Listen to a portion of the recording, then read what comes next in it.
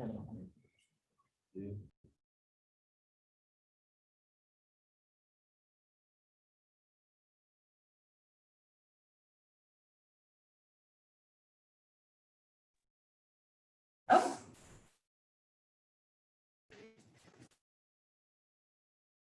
All right, everybody, welcome. Thank you for joining us tonight's October 6, 2020 Board of Education work session.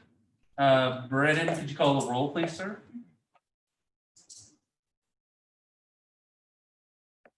Mr. King? Here. Ms. Reese? Sebastian? Here. Mr. Elam? Here. Ms. Mansfield? Here.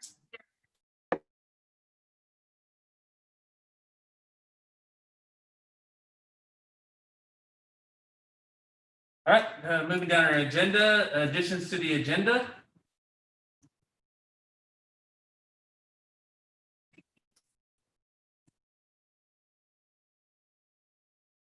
Anybody have any?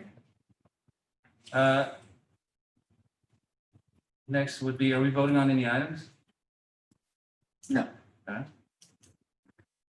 Important dates of the district.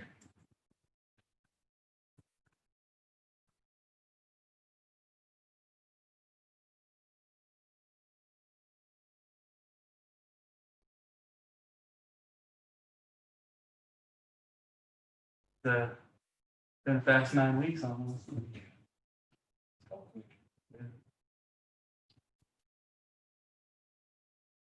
The 7th and 12th are canceled, right? October 7th. Yeah, we need to change that. Okay. Yeah, that was just canceled today. Yep. And the 12th. We can talk about that this evening. Okay. All right.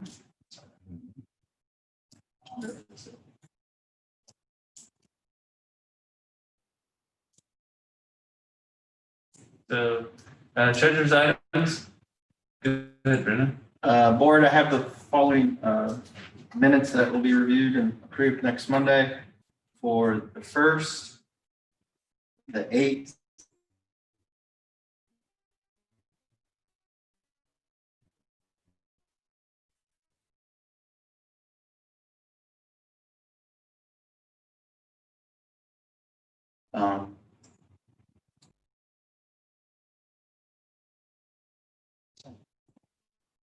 I see him on mine. okay, and the 22nd. Also have the review payment of bills that I sent to you guys last week with the September financial report. G is amended appropriations for the general fund. This is with the hiring of new staff, as well as any changes that were made for their benefits. All but one of the new staff members picked a family plan. That's the first time since me being here that they all picked a family, as well as that's the majority of it is the insurance. Number 3, permanent improvement increases loader. Obviously, this will go down once I get the payoff amount for the remaining debt on the land. We won't have any more debt payments. So it's about 65 that you'll see decrease. Capital projects,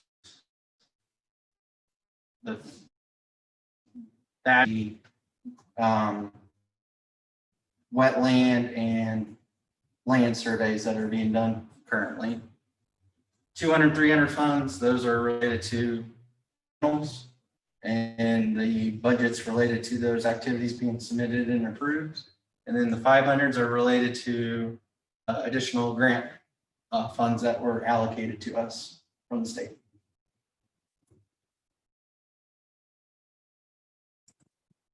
Review donations, we got a $100 anonymous donation for Cam Kern, and then Bo Townsend had a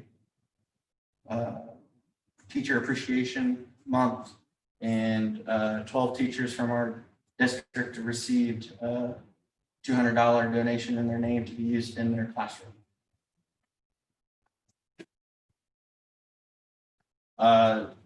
Letter I is related to the addendum for the Moot Blue coaching and consulting contract. And then letter J is related to the John Deere skid steer loader. And then it needs approval because of board policy, anything over 25K. I think this supposed to be skid, or is it skid? That's typo. Yeah. Yeah, we'll correct that.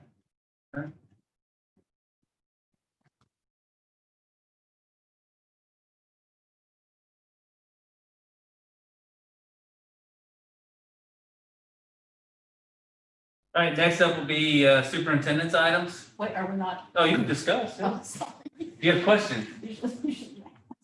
Yeah, so I have a couple of questions. One is, so I know we're not to this yet, but I just thought of it because we have some minutes for approval on here. Do we have to approve minutes that Garmin Miller is going to do for us in the future? Because those are special board meetings. No, because I take the minutes from here. Those are just notes. Okay, so there will be minutes that you take. It's a special board meeting. Yeah, it was just a discussion. I didn't take any individual notes. If, I mean, someone wants to listen to it, that's why we're recording them. Okay, maybe I'm not asking questions right. If it's a board meeting that's called special, like the Garmin Miller kickoff meeting, we will have minutes for that the board approves. Is that? We had the, yeah, it would be the agenda Okay. like I had. It just wasn't like, Yeah, Okay, but if they're taking them, then, okay. It's not a board meeting. They're taking them for the purposes of construction, right? So like. Right, I was just trying to understand if they were taking the minutes or if we still had to do it or if we just had to approve what they did, just trying to understand the rules. And then for the contracts, I just wanted to ask, we do not specify the number of hours. This came out in the discussion. So is that okay? What are we basing are you meeting the contract or not Which one? for consulting? We did. There's no hours in the contract. I think that came out in the last meeting. I mean, I'm okay with it. I just don't, I mean, usually the contract is, kind of to protect both sides and to specify what's expected from both sides. And so it just struck me as odd last time that we did not specify.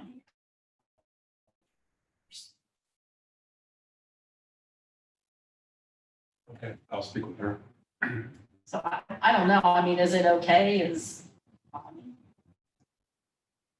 just an updated amount based off of yes, negotiating. Okay, and then for the skid loader, I mean, I asked some questions and I got some answers. Thank you for those. And you put those notes in there. So one question I had, aside from those that did not get answered, was how many times have we rented a skid loader in the last 12 months, aside from needing it for the modulars? Like, is this something that we do pretty regularly? I mean, I have an open purchase order for $5,000 a year for our rentals at Vandalia Butler. And I mean, we need it. Every school district should have one. And just, $4,000 ones, is that? for the last well, we time use, rented? for the modular, we use 4,000. We used it to get all the shop equipment back.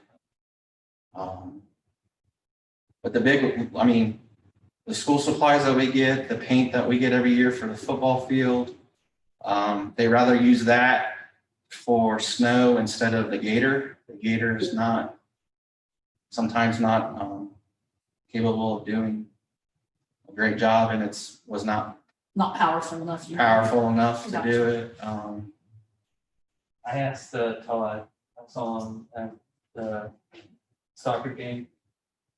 Just saying, hey, where the skid steer, do you think that's a great idea? Do you think that we're gonna exceed what we would, cost benefit wise? Can you tell me, will we utilize this more than what we're spending the $4,000 on per year? And he said there's a plethora of things that he could utilize that for, that we're trying to use other things that aren't made for what it can do, to fill those gaps. He said, so it'll be constant usage. So that's what I was looking for, because, we own lots of heavy equipment, and I know it's very expensive to operate. So that's why I was wondering the constant use part, because if it's not, then it's probably not worth it, because you can rent it. Like you said, if there's $5,000 in the budget every year, that's 10 years basically. Right? So that was my concern, was if we're not using it all the time, is it more convenience than need? Use it all the Todd said time? he would use it for a multitude of things that he's been utilizing, other tools that weren't made for that. The tractors, the Gator, all those other pieces. I'm sure that's why he brought it up, but I just saw him and I was just asking. Yeah, and Julie, normally I would agree with you. I just think with us building an athletic furniture and equipment, and it's not always gonna come in. I just, in the next 5 years, I think you'll use it enough to more than pay for it, whereas normally I would agree, it would probably be a 10-year payback, but I don't think there's any question in the next 5 years, we're gonna more than pay what the rental fees would be. That's my personal opinion. I'm okay with it as long as there's a constant use or constant need for Yeah. it, because if it's just something that, like I said, if we're only renting it a couple times a year, then we're probably not there yet, but I'm good with it. I really liked the extended warranty aspect, a 5-year extended warranty. It's good stuff. It helps protect our investment, so I Yes. think that's smart. I'd just like to add, there's definitely something to be said for the safety factor. Like when you're using other equipment in place of the proper piece of equipment, there's just a safety factor there that it's just better to have the right item a lot of times instead of trying to improvise for our staff. So just for safety. Good points. I've got a couple more questions if Julie was finished. Yeah. Brandon, I have 2 questions, and I don't want to put you on the spot, so if you can't answer now, they can go to the revenue. Tax revenue as in property tax? Property tax, income tax. Income tax, you have your second quarter for the calendar year that comes in at the end of this month, so no. Okay. And then after that, we'll have everything pretty much. For taxes wise for the calendar year, yes. Okay. And then my second question was about athletic gates. I know, we've been severely reduced and how that's going to affect the budget. Like I said, I don't want to put you on the spot, but I just was curious how, from my work and like from the parent end, it's really nice to be able to go online, group tickets and all that. I just am wondering what the consequence to our revenue stream was. Obviously it's going to be down, but if you had any comments on that. I mean, every school in the state of Ohio is going to have reduced revenues this year related to athletics because of the capacity threshold. I've lowered expectations. I haven't really had a chance to talk to Damon after the first 6 weeks of athletic events. I'm optimistic that this year, since the athletic fund had a reserve balance, that it still should be able to maintain itself sufficient. However, if COVID doesn't get resolved or whatever, we go next year, most likely we'll have to look at the general fund to help out. Also, I don't know if the revised code, but by law, you're only allowed to spend 0.1% related to extracurricular activities in your general fund. However, there's another revised code that supports that you can pay coaches out of it. So that's one of the things that the treasurers are worried about, that if the athletic fund isn't sufficient, you only can amount of your general fund to cover it. So I don't think we'll be there this year. But if COVID doesn't get resolved, is something to look at next year. No, that's really helpful. Thank you for that. And I'm hopeful that some of the things that this is doing to help with that, right, with the installation of the camera system, I'm not sure when all that information can be on, they can purchase access. The soccer football stadium, as of late last week, was up and running.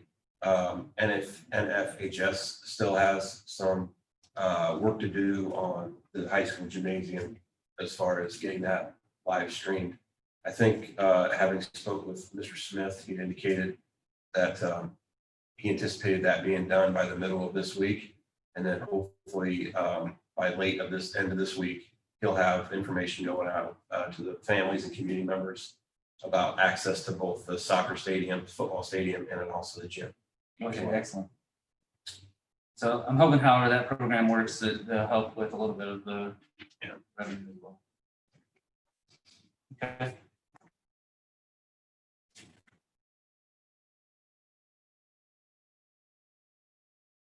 Any other questions with regards to the treasurer's items? All right. Brandon, could you bring that participant box down just a little bit right there? That way there you go. Now I can see you light up, so I can see if you're doing this or not. So thank you. All right, superintendent's items. Item A is a resignation that we communicated to you via email previously in regards to technology assistant, Mr. Jeff Coyle, effective October 2nd, 2020. That position has been posted on the Dayton Area Consortium. It actually closes up this Friday. Having checked it before the meeting, we had a handful of applications on there. So obviously it's going to be a screening and then interview process, with Mr. Perez being involved as well and moving forward. So I'd like to thank Mr. Coyle for his service to the district.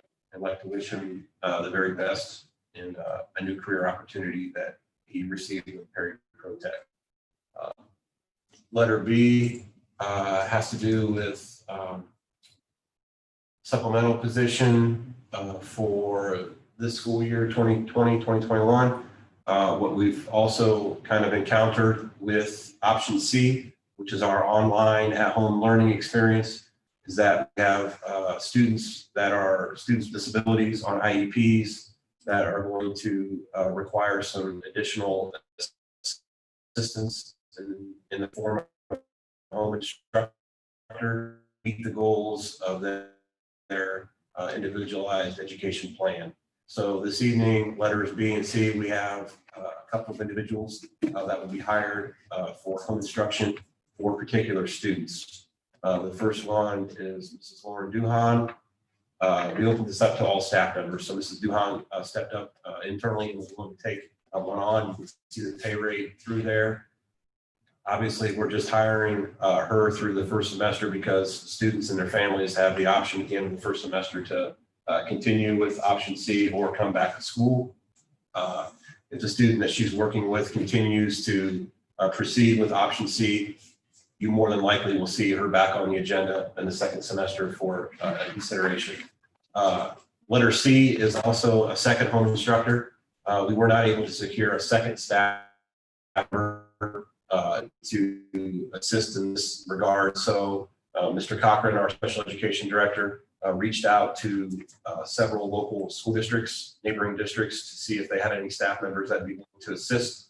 We did have a lady from Huber Heights district that was willing to step up, and I think we also attached her resume on there for your review, and she'll be considered for approval to work with the student as well. Those are the three items that I had to consider for my portion of the agenda. All right. Any questions for the superintendent about his items? Yes. Go ahead.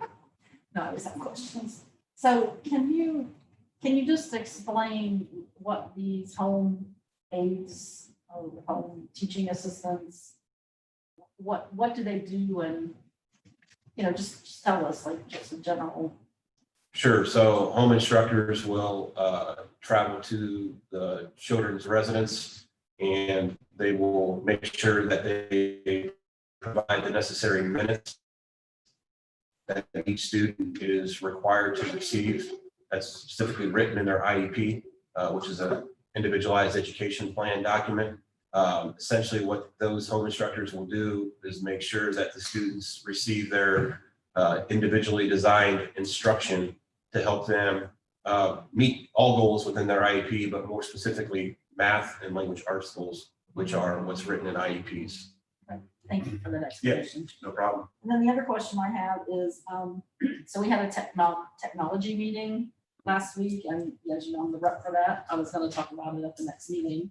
But one of the things that Brian mentioned was possibly renaming the technical assistant label or whatever it is now that's got the word assistant in it to something maybe more appropriate, like network administrator or something to do with the network. He said, because it gives the impression that that person is like fetching coffee, not necessarily doing technical things.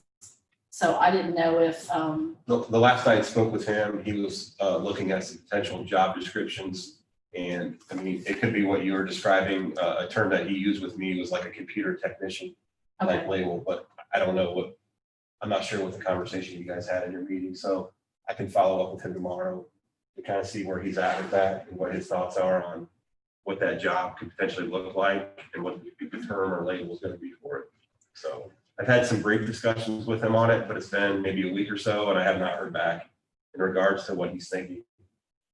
I think he's going to look around the internet and see different examples. because we have renamed some roles in the past, and so I thought if he wanted it to be something different, he should bring that forward.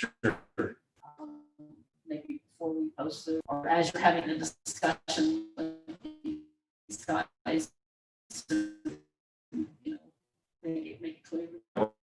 Something for guys to take a look at as far as the potential job description if he wants to change it. Thank you. You're welcome.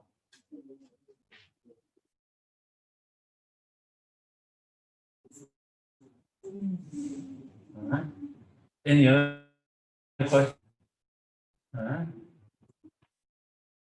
Items for discussion. State Route 201 interchanges.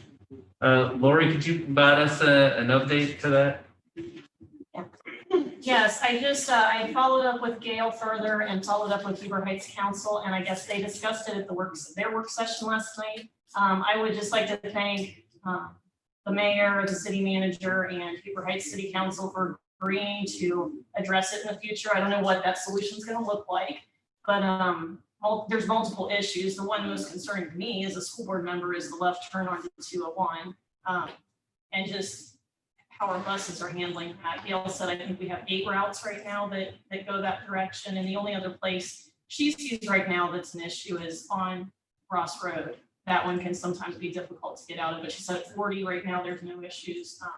So it's just something to keep in mind, especially as we continue to grow. And that's why I brought it up. Heber Heights was planning to redo the intersection 2 years ago. And I think they don't have the funding right now. So before they redid it, I just want to make sure they were aware of some of the concerns from a school district. Thank you. Any future actions that you foresee for us as the board to look at for those intersections, or just answer questions if they come from ODOT or people? I think we can just answer questions. The issue becomes if we had another entrance moving forward, how that affects what we have to pay for. I don't know, and I will ask when I call Mr. Wiltweis tomorrow with the District 7 Department of Transportation. Hopefully, they will find ways to fund that without requiring the school to fund that. But I know, for instance, when we had to widen the road in front of 201, that was all paid for by our tax dollars. completely by our tax money, not by Ohio Department of Transportation. So it's just a concern as traffic grows. And with all the, Gail said something else really interesting, which I hadn't thought about when I talked to her. We have 4 state routes or US routes in our district. And I don't know, I'm just thinking of other districts, that's not necessarily typical. And so we have a lot of potential for traffic at those, depending on where the growth happens. So it's just something to keep our mind on. The one I think that's busiest is our state route intersections that hasn't been redone, like 571 and 201 is fine. That one's, or 202, sorry. 571 and 202 is good. It's got stoplights, that's all the turn lanes. But 202 and US 40 is very, very busy and people whip around on the right. Thankfully, there haven't been any major accidents there, but it's changed. It's a very political issue because there's houses there. So that one's probably not going to be a top priority just because of the issues there. Whereas US 40 and 201, there's space there. And if we do have more growth moving forward, that's one that I would like to see at least some consider. It takes 5 years, and this is historical. I don't know how many people are aware of this, but it takes 5 years once you get on the plate. There's local money through Miami Valley Regional Planning Committee or Commission. You might know Jacob, but it takes 5 years to get funding even once you're slated. So the earliest we would see any money for any projects would be 5 years from now. So that's why it's important if we think moving forward, we're going to need some things done, that we take those concerns as soon as possible. Because usually if you're building, for instance, you need it 3 years from now, not 10 years from now. So that's the only reason I put this on. Yeah, that's great. And I think it also shows to our community that we're also looking at, this isn't truly a school issue, but we're trying to look at the safety of travel of students and our buses back and forth from school. When we have the traffic study done, do they normally just look at what's right here in front of the school, or will they do a block, right? If we're talking about 2 entrances, are they going to look at Agenbrod, Pisco, Ross, 202, or just right out here in front? Last time we had to do the traffic study, clear down to 571 and clear to US 40. Now, I don't know if they put intermediate markers. Obviously, if an entrance is off of Agenbrod, the scope may change, but the transportation department isn't responsible for Agenbrod per se, but they might be responsible for turn lane. So It'll most certainly be a question I can ask Governor Miller when we get to that phase of the project. I think right now their focus has just been on the environmental study and the land survey. And then I think after they get that done, probably the next step is going to be the traffic study. Traffic study and location Yeah, and entrances and all that. yeah. I think it'd be great though, once we have the traffic study information, it'd be something we could just forward back to District 7 as well. If it adds to any of our, then making a project for funding for this. are they not automatically given that information? I just assumed they would be if we did a traffic study. Maybe they're not. I'm not sure. I'd have to ask. Okay. I don't know if they would be, but maybe it is needed for the supporting documentation Yeah. for another entrance or something like that. Okay. Do we, so along, this is kind of a follow-up to Jacob's question, is can we do anything or do we need to? Do we track or can we track like close calls? I know Ross, I mean, I only go to Hubert's shop, so, and even now I'm starting to have problems like getting out of my own driveway. So I know the traffic is increasing. I can't imagine over here what it's like, but if Ross and 201 is a potentially bad spot, and we did have an accident there, can we track close calls as well, where maybe the driver reports something and then we just say, okay, because it is about saving the buses and the kids. Help or not help. It doesn't look at anything like that. It's truly about fatal crashes. I mean, that's Right. that they make funding way projects or changes. And the county can't fix anything on 201. The township can't do anything with it. It's 100% state.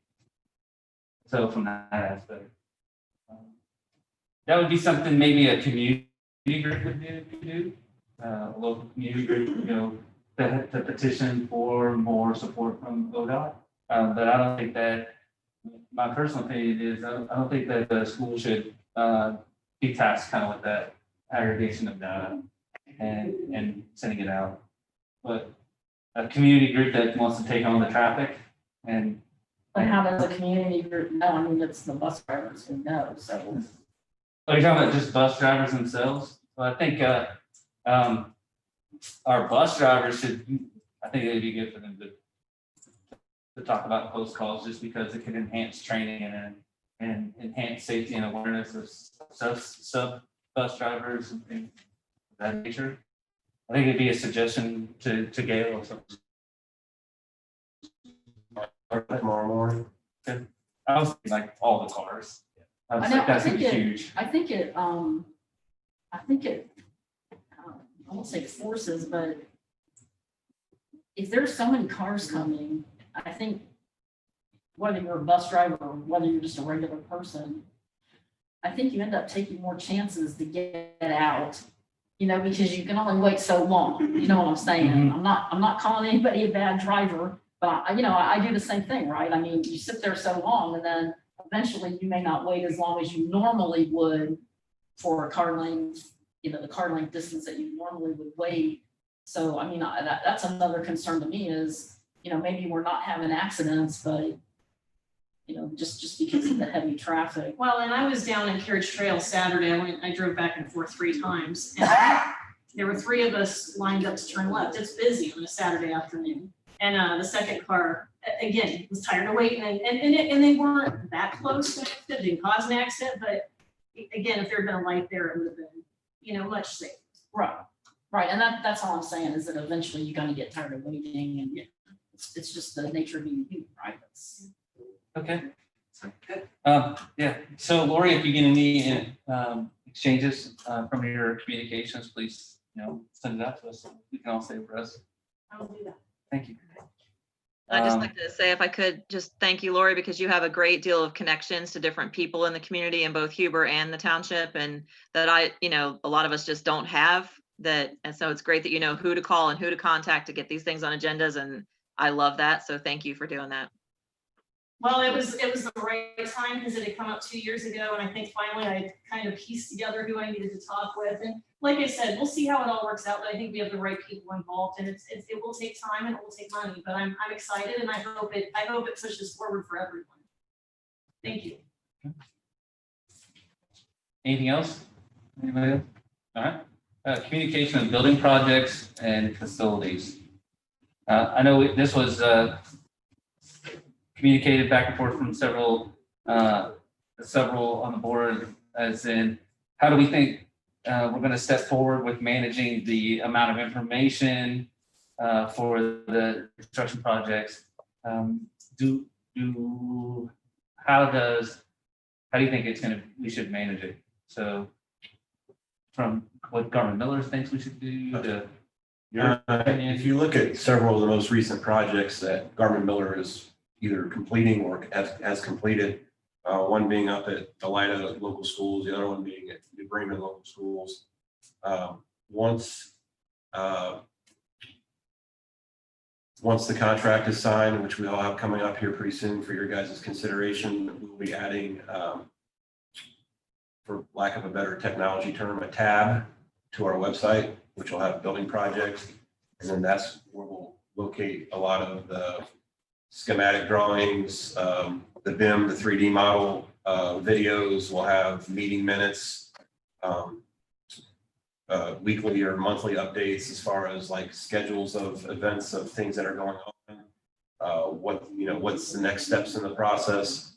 That's kind of what we had discussed previously, but obviously open to any other additional ideas that you folks may have. Yeah. I mean, either one sounds good. I think having the tab with kind of that scaled down version of, here's our current drawings, here's our 3D, here's videos of what we think it's going to look like, here's our schedule, here's our meeting minutes associated with anything that's there. And then when we just establish maybe a Google Docs folder for any paperwork sharing or informational shifts. I can, if that's what you guys would prefer. I mean, I don't know if that's the right thing. Do you think there'll be, we can just manage it in our email folders? I'm okay either way, I guess, as a collective group. I'm opening it up to you 5 folks and say, what would you prefer, information? How would you prefer me to send it to you guys? It'd be nice if we had a SharePoint site. Okay. And just as part of this conversation, and I don't know if this is really, Julie mentioned, and I noticed on the webpage as well, the facilities page is gone when we did so all the historical information is not and started over, if we need to incorporate it in this. I mean, I don't know what her wishes are with that, but They're in the process of pulling it all over. okay. So just whoever does this, it should be, I don't want to say seamless, but we don't want it 5 places. Yeah. But I was gonna ask about that. I love the idea of a single, here's where you go to look at everything we've done regarding this upcoming building. And I mean, back to the facilities meetings and the information that's missing. It's not just the meeting minutes and the agenda, all the documents that we posted for each of those meetings that has gotten lost in the transition.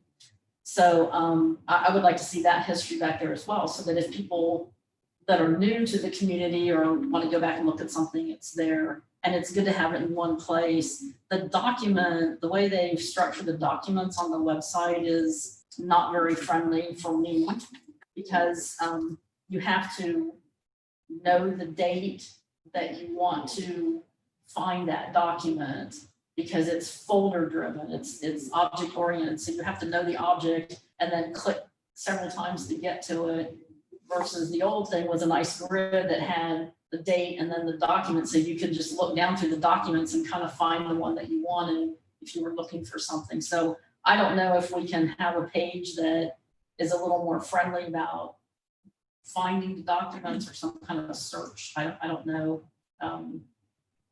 But I would love to have it all in one place, because I know that the community then will be happier, because they'll be able to find everything in one place.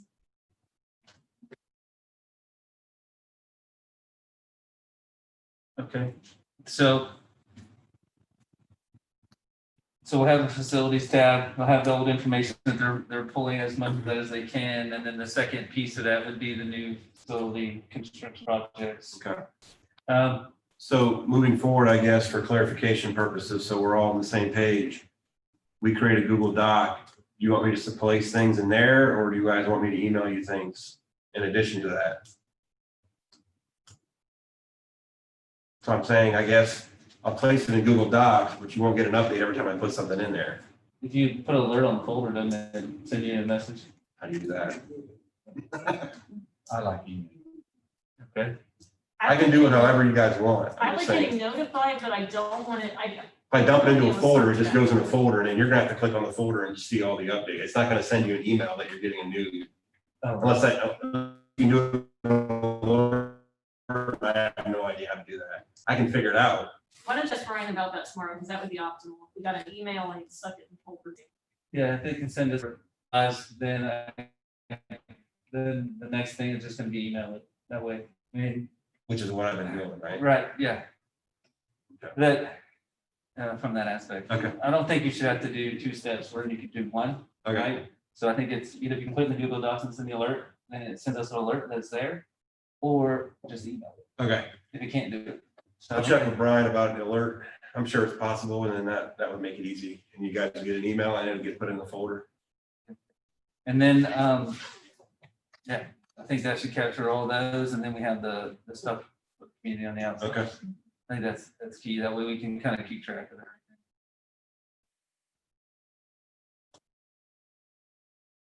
everything. Any other piece on communication for the projects? Well, you said there's gonna be a schedule out there, right, Justin? I think that's kind of one of the big things is what's coming next. And, you know, if we're gonna have these core committees and facilities committees, and we have a board, and, you know, you probably have some other subcommittees, like, you know, you kind of need to be able to say, when do I need to be there, or. You know, so I think having that schedule is. Okay. Yeah, I think that'll be coming, I think the number one, I think once we get to the point of where we can put the building and it's set, I think it's gonna, then I think all that's gonna start taking off, right? And once we get You have to the get construction them, in. yeah, you have to get them hired first. CM, and then I think we're gonna start seeing that schedule layout. Do we have a contract with Vernon Miller that's signed yet? Mr. Gursky is currently in the process of reviewing it.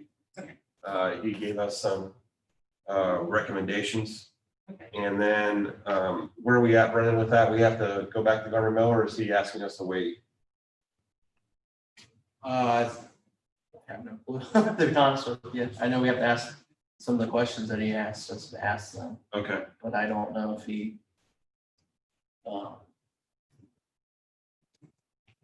I don't know if we're supposed to wait on that or what. Okay, I'll follow up with him tomorrow and see where he's at with review and possible recommendations for potential changes in the contract. Because we still have to vote on the final contract, correct? Yes, Okay, I just wanted to. Yeah. That's great. I mean, you've hired him, but if you remember back from the last motion, it said pending approval of a contract, so it's, I mean, it's a, I guess, a handshake, but it still could, We still need to get it done. you still need to get it done, and there's still negotiation and wiggle room within the contract to make sure that it's best for both parties.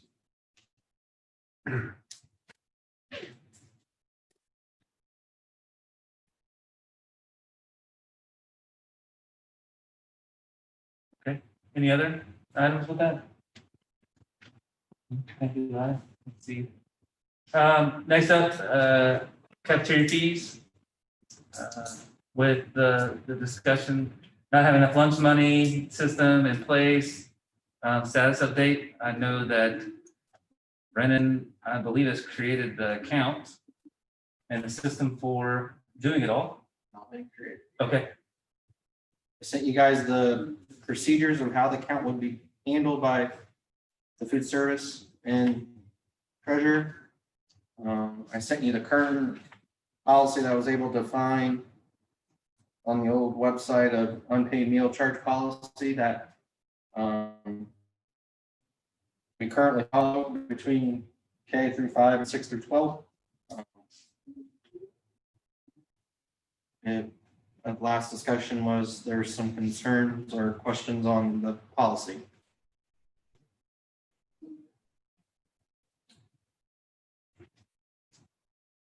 did you send proposed new policy language? No? No, I just forward what I previously Yeah. sent. So from us as a board, then, what we need to do to close this out is provide a change to the current policy.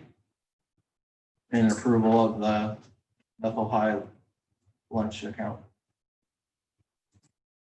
And there'll be two, one for elementary and then one for junior high and high school. Okay. When we do the change to the policy, do we need to incorporate kind of how you said it would work, or is the way, how you saw how it's supposed to, how we're supposed to use the account, is that more of an administrative guide that comes from? Yeah, I mean, Mr. the Professor? account procedures are more administrative guideline. Okay, The policy itself.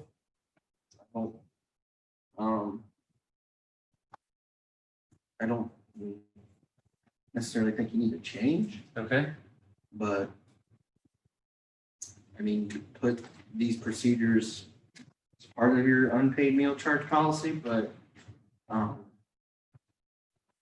we're not letting this count go negative, so it really doesn't affect the unpaid meal policy. This is just procedures I established on how it would be handled when a student came to the line and didn't have money in their account, how the cashier would handle it, and then how we would handle donations that are received from the community. so in your opinion, as long as we agree to the guide, we can move forward? Yeah. Okay. Does anybody have any questions on the procedural guide or the program? Can he send that out again? I'm sorry, if I have it, it's been a while. Yeah, I can send it out. And then I'm fine as long as everyone else is voting on it at the board meeting, but I just would like to review what we're actually approving. Okay. And I just, so you said there's gonna be 3 accounts, one for elementary, junior high, and high school? 2. Do one for elementary and then one for junior high and high school, because that's how our cash registers are set up. We have 2 buildings. So you have to have 2 donation accounts. Kind of complicates it a little bit. It's the only way we can do it. And I think mostly we're looking at, you know, the most use is more than likely gonna be elementary, right? But one, Can we move money between those? Can we manage that internally, or once it's in the account, it can only be used for that? No, we can move money around. But when they're making a donation, they're gonna say what building. That's yeah, the only thing.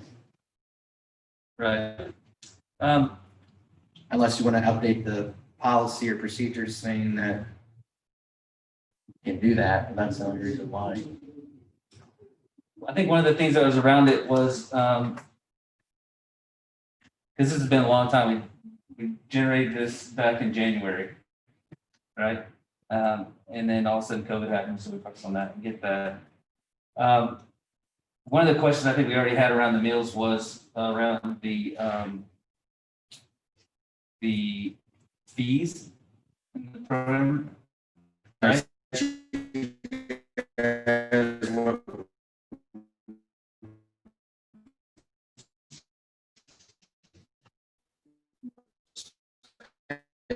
Last year by the community, we would eat if you guys wanted to get rid of that.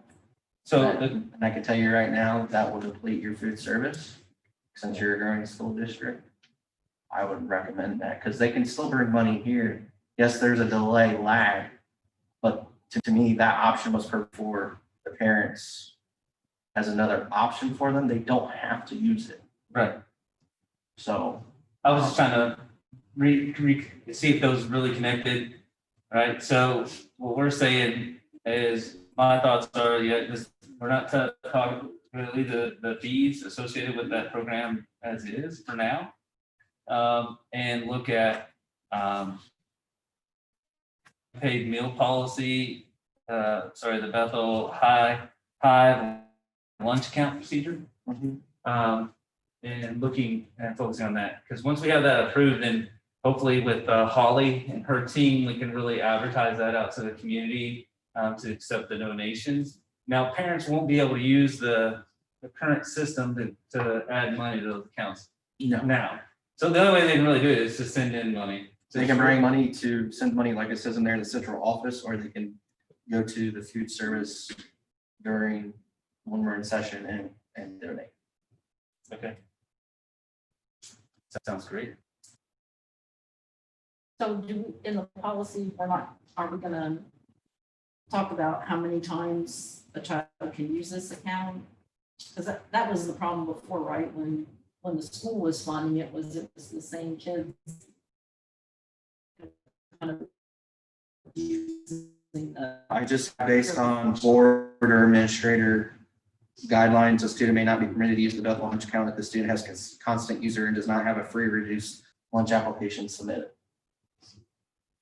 Right, and I think what they had discussed was, and having it broken apart makes it a lot easier, that the director of food services will notify the principal, because they'll be able to see which student it is.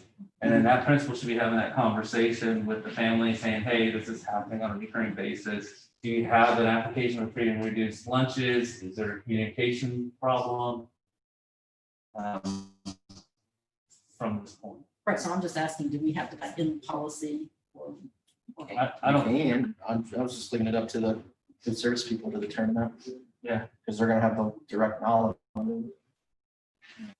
And then I still think that we should state somewhere that the 2 accounts, even though it's 2 accounts, that they're one.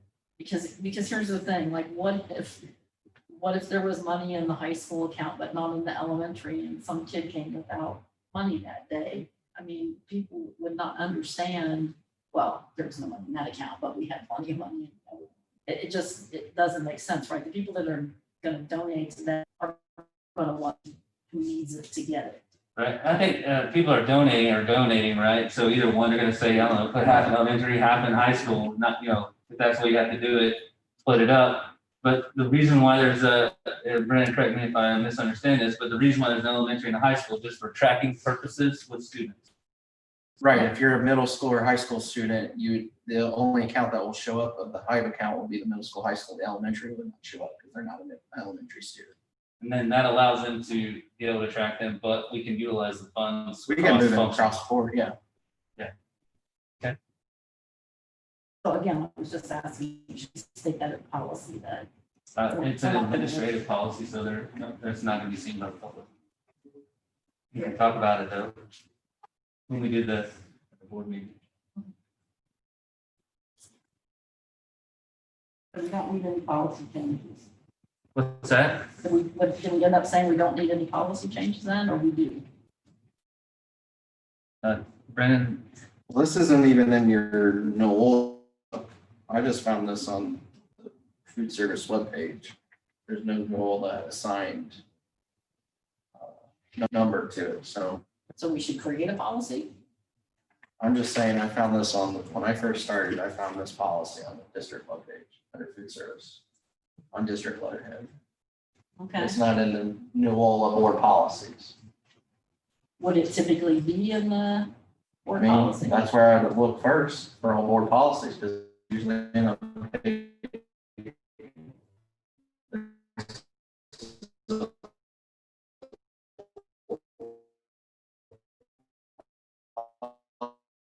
policy.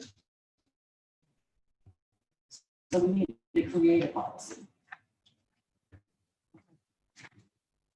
we have to do 3 readings for that. No, you shouldn't have to.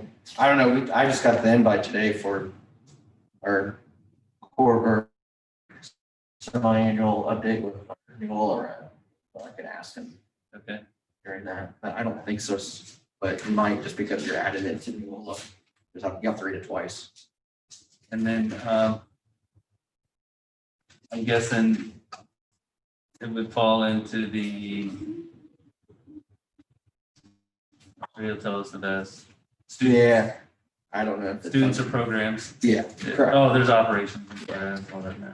It's one of those. Okay.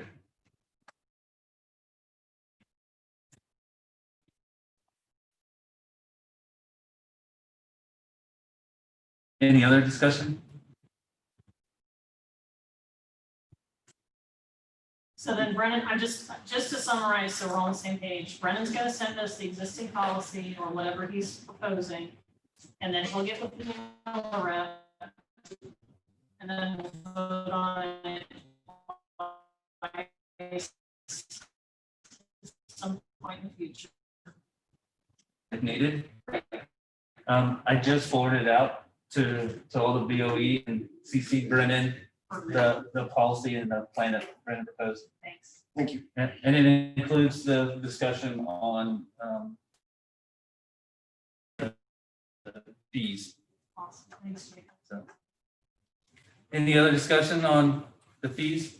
So we can, ultimately our goal is to try and close this out by next meeting. I mean, we've had it hanging long enough that as for the free lunches right now, I mean, this is an issue right at the moment. Is that to the end of this semester or is it for the whole year? December 31st. So December 31st. So our goal would get this closed out and get it ready and hopefully get it out to the community so that they can build up some of these accounts. It won't be the end of the first semester. Correct me if I'm wrong, Tracy, Right. but we come back after Christmas break and finish the first semester. So it'll get you till Into the calendar. the end of the calendar year, but not necessarily the first semester. Okay. Because we still have time when we come back from Christmas break. to Martin finish Luther up. King, Yeah. Martin Luther King weekend is our cutoff. Okay. So, Unless they decide to extend it or give us the option to extend it, but I have not heard that yet. okay. So for us, though, our goal is to have it all in place and funded by December. Yep. So that would push us to do at least this initial piece and then follow the policy piece to support it if needed. Okay. The next item was naming rights. I put together a document, taking it from multiple other schools that have done that and kind of threw it together. I know that I don't think, I know it still needs a lot of work to make it more appropriate for our school and what we're looking to do. I think not only to recognize outstanding teachers, administrators, and staff possibly in the school, but outstanding community members that had a significant impact on the school itself. But also a lot more to go. I know that I sent out a request for anyone that knew of any buddy that kind of worked on those projects, worked on these kind of policies that could assist us. I've gotten zero response from anyone in my network. I know I'm not highly connected to companies supporting schools either, so from that aspect. I know that we kind of thought that Damon might have some intellectual knowledge with regards to this, establishing one of these programs as well. I didn't know if he had the time to help assist us to square away some of those funding pieces. He most definitely does. I mean, he's talked to me a couple times about it. His previous place of employment between AD jobs was the side effects. So like, for example, our football scoreboard with the advertisements on the bottom of the board, that's a side effects scoreboard. So the company that he worked for set that board up, set the advertisements on there, the number of years the advertisements last, the dollar amount, et cetera. He also has knowledge as far as, I think Side Effects also worked with Springboro when they did naming rights down in their district as far as recent construction projects. So if you'd like him to maybe put together some sort of like a subcommittee, can entail some board members or community members or coaches to kind of start working through that, I'm sure he'd be more than happy to. Yeah. But whatever you guys think, so. Yeah, I mean, I think we need a lot of help, to be honest, in how we want to lay that out. And I think in the current one, right, there's a section in there to recognize our own staff for different areas in the school. So I think, that, someone probably that's prominent in the leadership of some of the teachers would be someone from the BEA assists with that, but or a representative. So look out for that, as well as Damon, obviously. I know that we need to kind of solidify whatever that plan is, because I know that we're going to be up against some really significant timelines with regards to any of our projects. If our LFIs associated with the turf and the stadium, that there's a pretty steep timeline to try and get things moving for that. So I guess with that being said, with trying to avoid having 3 members for the school board meeting, are there a couple of members that would have any interest in working in that capacity or being on some sort of a committee? I mean, I'm okay either way. I guess I'm just asking for your thoughts.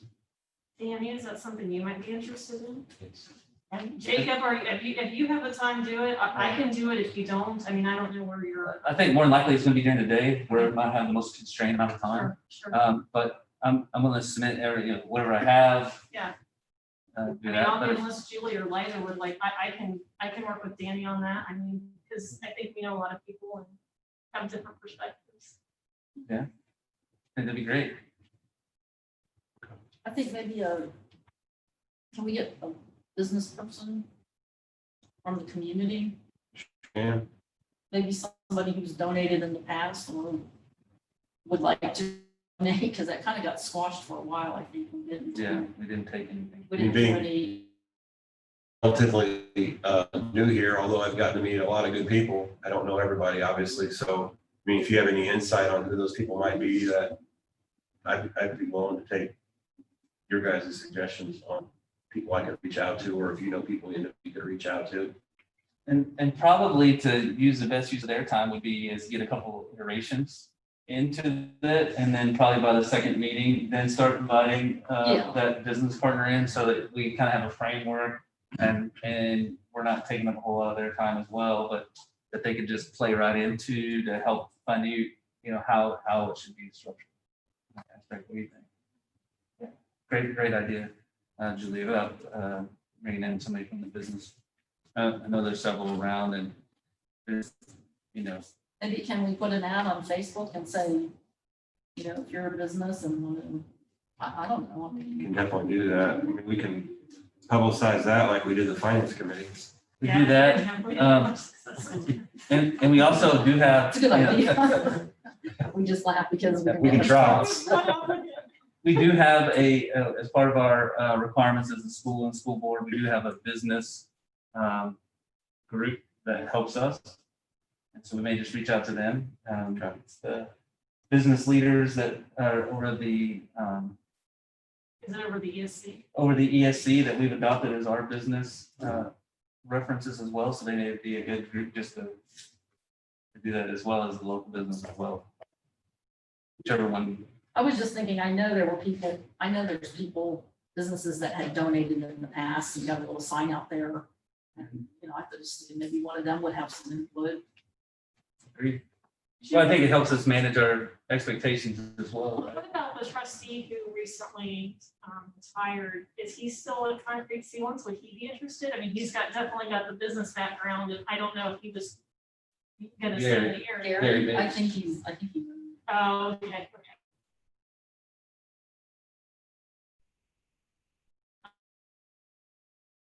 I just wondered, like, that is kind of like finger. Well, the person that comes to mind, I don't want to suggest Okay. because they probably won't be reliable to come to the meetings. But yeah, I was just thinking maybe anybody who had done it in the past here, you know, and maybe even coaches who were involved previously here. They were working for donations and so forth and somewhat underachieved what their goal was, obviously. Well, most of those guys are still around, but it was a long time ago. So I don't know how successful they were. out on the current football field, we don't have any advertising of local, Doing the Businesses. scoreboard, Just the scoreboard. just the scoreboard. as we do in the high school Gym, gym, and I think we have one advertisement in the middle school gym. on the scores table, the rolling. Scores table as well, keep rolling.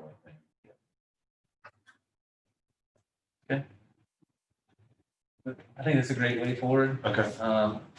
But I know that's gonna be hot and heavy, I think, to try and solidify quickly.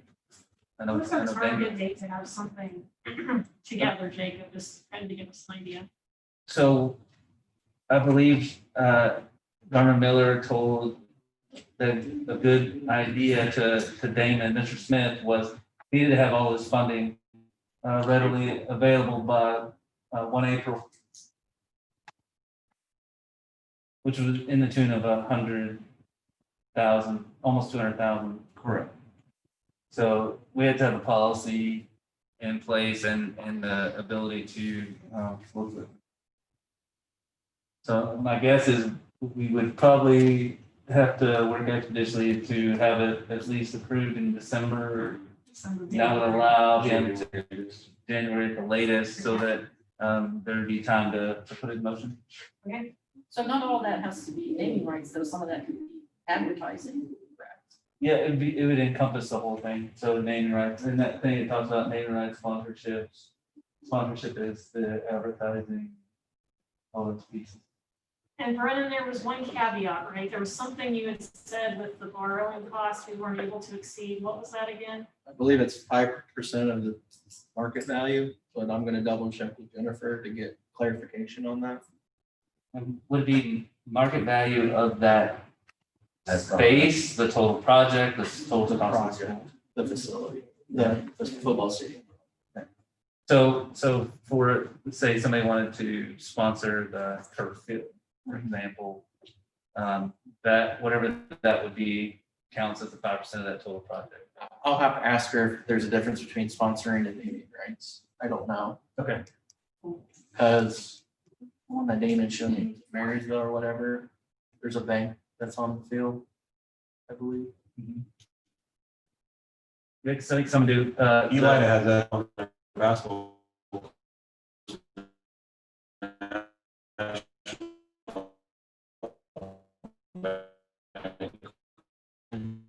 I just gave it to her up front. She just did a quick review and that's the 5% can, but I want to get clarification so David knows what he can and can't do. Yeah, I think we need to put it in that policy also, so everybody knows moving forward. And, because I know that, the one they just did for the school you had mentioned, Springboro is, it's something field and then another stadium. The Yeah, stadium so- has a name and the field has a Yeah, name. so a lot of time it'll be like, whatever stadium at first, third field, Yeah, you know, whatever that might be. okay. Coach K court at Inman. Correct, yeah. And can we just understand too, the difference in advertising? Because I would have thought advertising would not be included. Advertising meaning, we're gonna do a program and we're gonna give you this slot for, Included in that 5%. yeah, is it included in that 5%? Because that's not, I would think that would I not be wouldn't part of think it, so. but I. So I think, that's what Brent was gonna ask, the sponsorship and advertising, can be utilized equally. What do you mean by sponsorship? Sponsorship would be is that I'm paying this amount of money over these years for my company's name to be on the scoreboard or So to me, that's a naming. for me to have these 4 seats. That's not a naming right. My advertising. Now, naming rights would be Jacob King Stadium, right? At Danny Elam Field. So you have specific names that are set on those facilities for a long term. And what would be the naming rights is that the sponsorships could be, we may say that we want a 5-year sponsorship of the field. That means in that sponsorship, they get 4 free tickets, and their logo is in the end zones as their advertising piece under the sponsorship. That's kind of what I read, because a lot of the schools are taking the advertisement piece and calling it sponsorship. I was just thinking straight up advertising, is that included? Like if we hang a sign on the fence, you get nothing else, you get no tickets, no seats, no, just here's a sign that's gonna hang at the games this year. Yeah, so you could list that as a sponsorship, that sponsorship level gets this. You could have a bronze, silver, gold, black, levels and the bronze level. So, and then the naming rights piece would be, in each one of those that I was reading, you could do sponsorship level of this gets you the sign, the seat, and free popcorn every game. For the naming rights piece, if we wanted to, name this over here as Brendan Harry Hallway, right? When that comes with a sign on the hallway, and since it wouldn't be, there was a thing that said you have to do a calculation, I think, even though we are doing it for identifying a long-term person or someone that's done something great for the school at no dollar value, but it still gets factored as a dollar value of what we would sell it to someone else. Does that make sense? What if we sell bricks? Like a lot of places will do a nice seating area where you buy a brick and you put Danny Elam 1902. Lots of places are doing that. Is that considered sponsorship or is that just a straight up? It wouldn't be naming, right? So it'd fall like almost in a sponsorship or a Fundraiser. That's a good fundraiser, question. or like an under the athletic boosters fundraiser, but We could build a nice patio or a wall, or a bench. yeah, and I think that's one of the things outlined in Can be fun. in the piece, right, of how we lay it out, right? That's, make adjustments. But I think, the key milestones is trying to have something by December, latest is January, so that we can roll that out and work in it. All right. Any other issues, any other conversation on that?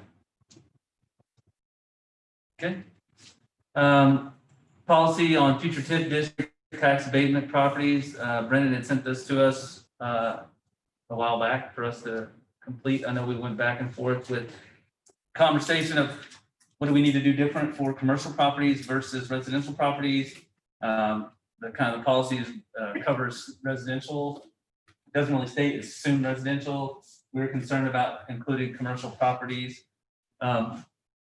Lori, what did you get from our attorney to summarize?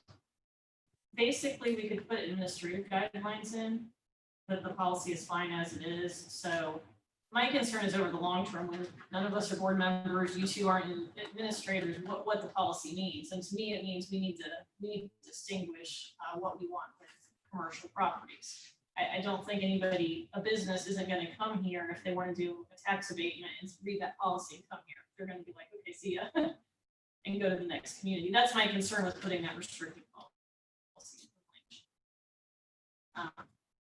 So Versus adding a sentence in there that says, this is the residential commercial property being negotiated by the superintendent and treasurer of the school. That would be fun. I'd rather see it specified because even myself, I can't remember 2 years ago sometimes what was said.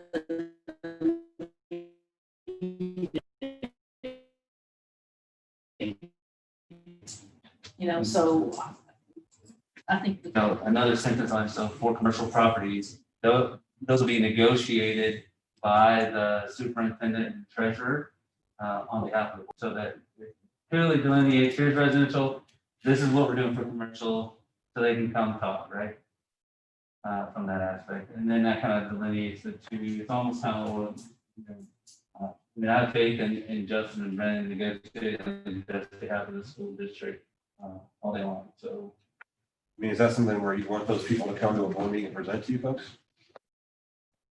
What the project scope's gonna look like and what they're asking for? no. Okay.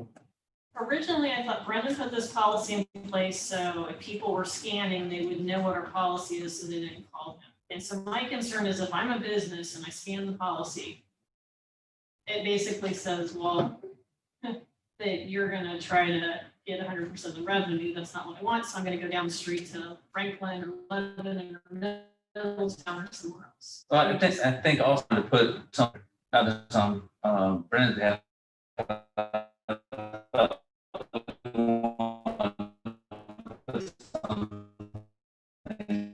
so that we can have it and send it to them like, here's our policy. So as you go forward, you're either gonna have to come to the board meeting to discuss your residential issue that you're trying to build and what you're trying to propose to us from that right off the bat.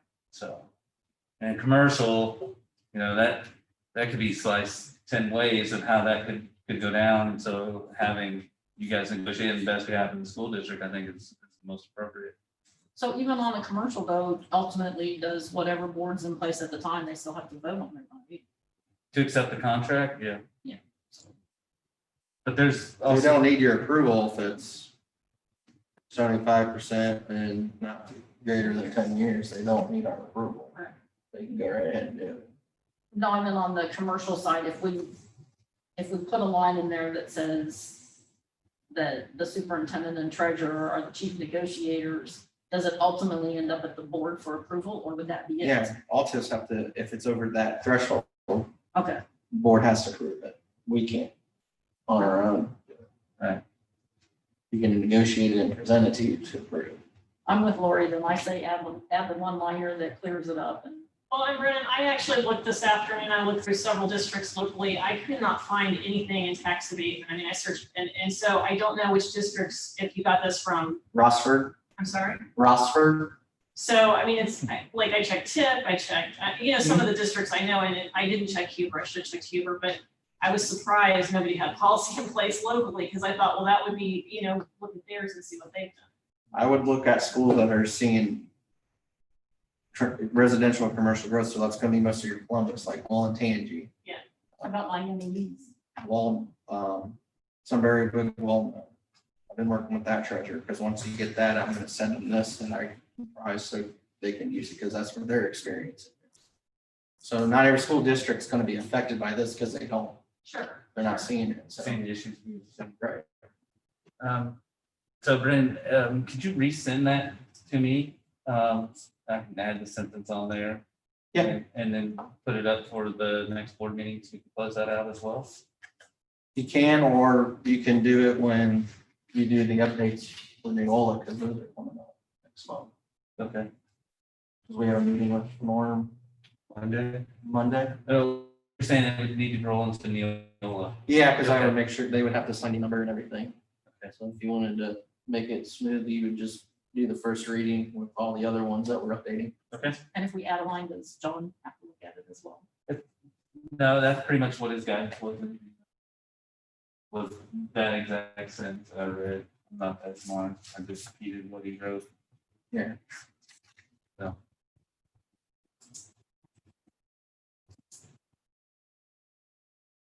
All right. Any other discussions on TIF district tax abatement properties? All right. I think we got a good step forward at least on our plan to close these out so we can move forward. I know we got a lot more decisions coming and we can focus on those important things that are coming up. Does anybody see a need for executive session? No, but we need to decide what we're doing with October 12th. Yeah. Oh, yeah, sorry. So to kind of give a brief rundown of the 12th.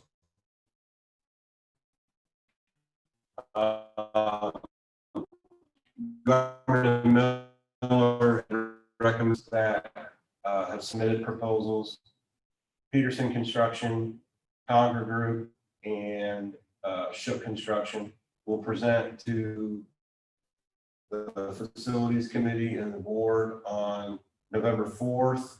The timeframes that I provided to you folks, I think we had 6 o'clock, 7 o'clock, 8 o'clock. It'll be very similar to the architectural interviews where they'll have an hour to give their presentation. You'll have time to ask them questions, engage in dialogue. You'll have a scoring rubric that's similar to the one that you had previously from OFCC that will help guide as a framework, not necessarily an end-all be-all, but a framework for scoring each company. And then at the end, as a collective group, discuss and hopefully we can come to a consensus on who we'd like to move forward with as the CMR. CMR's construction manager at risk. They will essentially assume the building of the building project. They will do all the construction. And you'll have to think about some of the questions that you'd like to ask and receive a couple of more, which we'll be able to ask during the meeting. So the purpose of the meeting is for them to come in and to essentially speak with Garmin Miller. I mean, there's not going to be a whole bunch of stuff on my end because Garmin Miller is who we've hired to kind of help lead this process, and they've been doing this for a number of years. So essentially to learn about the scope, and I will be able to present to them the questions that you guys provide to me to incorporate within their presentation.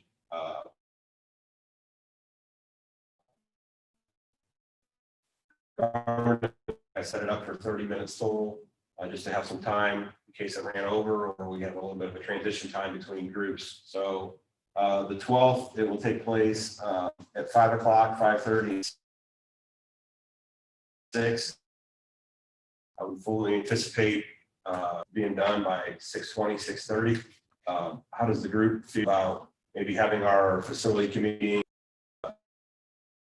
You can have it however you want, but how do you guys feel about starting it at 6:30 and 7 and kind of giving an update to everybody on that and giving an update on kind of the community on where we're at with some stuff? But I don't know what you guys think.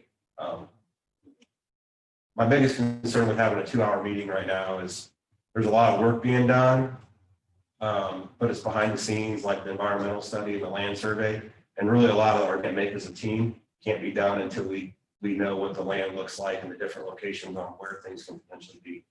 So, I mean, there's a lot of stuff going on, but a lot of the big decisions are going to be coming up here. So I don't know necessarily if we need a 2-hour meeting for this next meeting, because I fully anticipate meetings down the road will probably pretty lengthy, a lot of decisions. Sounds like an efficient.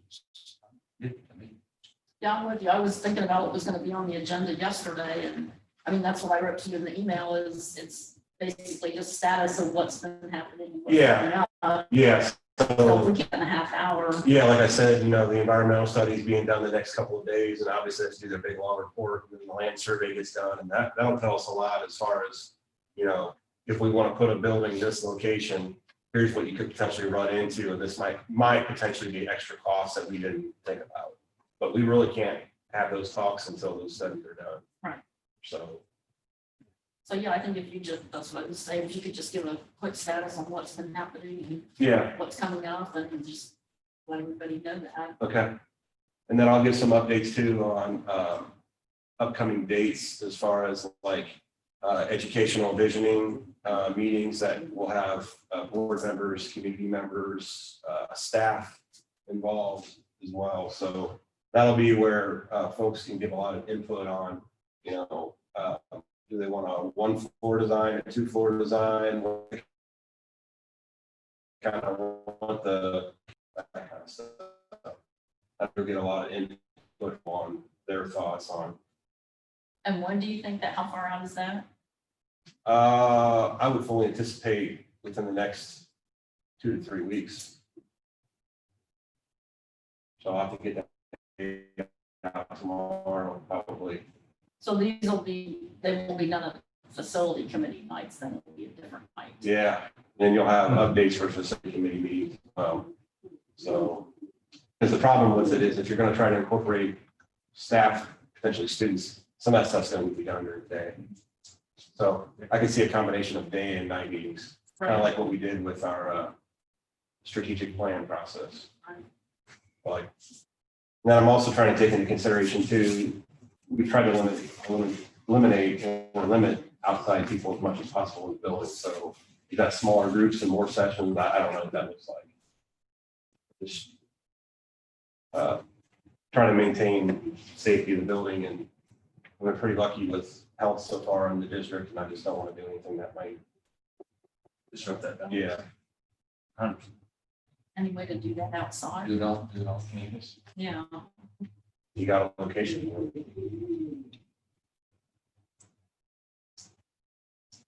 Park. One of the churches. That's actually a good idea because I can tell you that the what's the church on 571? West Thompson Church.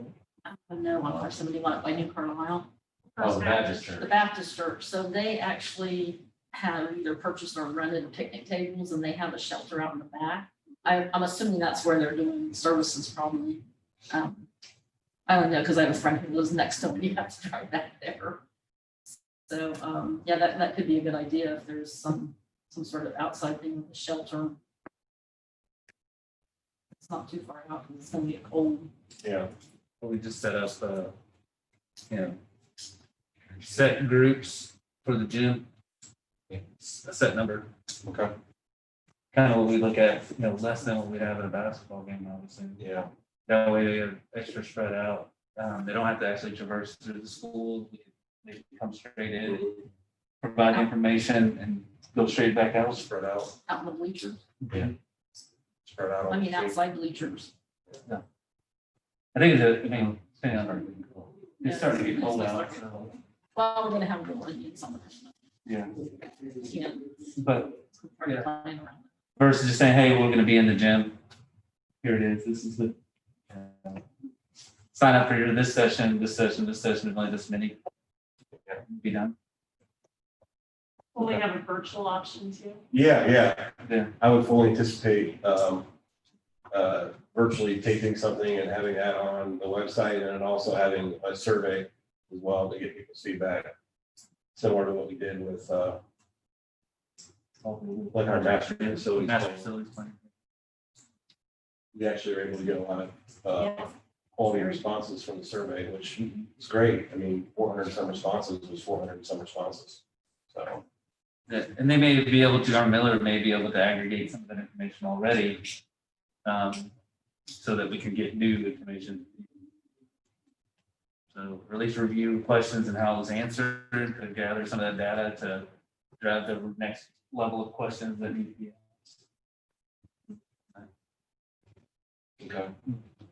So we'll do an adjustment to the meeting on the 12th. We'll start that at 6:30. A half hour to give an update. If you guys have any questions from what was discussed between Garmin and Miller and the potential firms or companies. And then we go right into the regular meeting at 7 o'clock.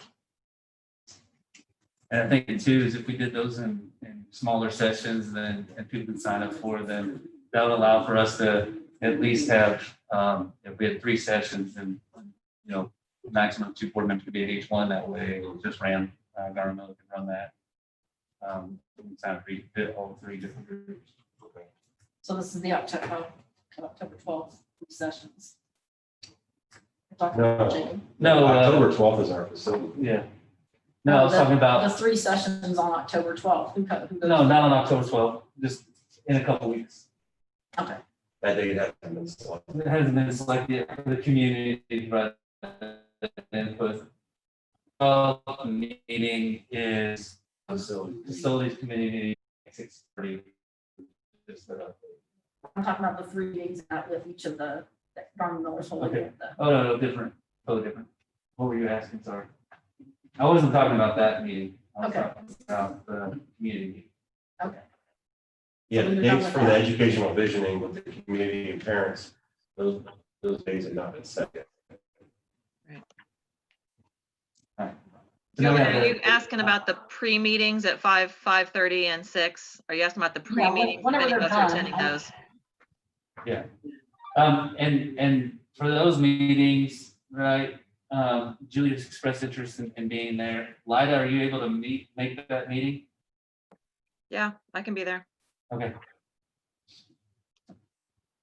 If you feel like you need to be there, I mean, I know you guys listed a bunch of questions already to Justin as well, so it'll be up to you. Yeah, that was for the November. Yeah. Well, I was wondering, I don't have to be there if somebody else feels strongly they want to be there. I think we should probably invite one of the facilities committee members. If they want to do it.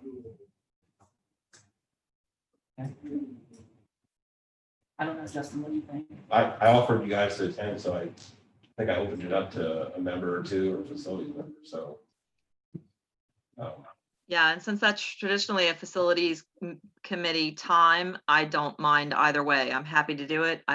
It's whatever works for you guys. I feel like I'm hogging meetings, so I don't. No, you're good. I would fully anticipate the majority of the conversation being between Garmin Miller and Right. those 3 companies. Right. So, I I guess guess, you're more than welcome to come and listen and interject a question if you need to. I think maybe something we could throw out to Mr. Mills, Mr. Runkle, and Mr. Gilbert. Mr. Gilbert. And Mr. Gilbert, to see which one can attend. Okay. Then we have it set. That'll be in the high school conference. In the high school office.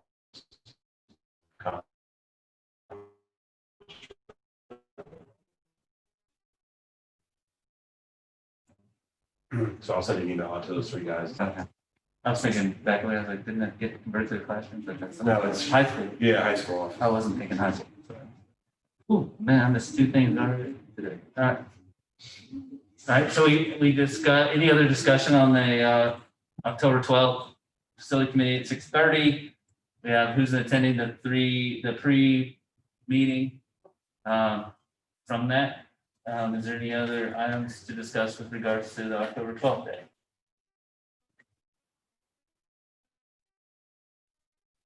These still need to be discussed?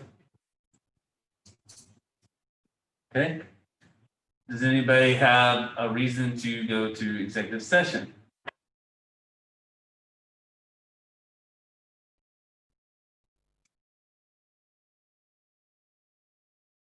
All right, hearing none. A motion to adjourn the meeting. I'll move. Thank you, Danny, for the motion. Do we have a second? I'll second. Thank you, Julie, for this discussion.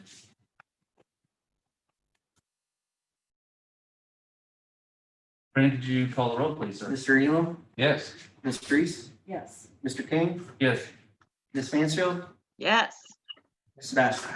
Yes.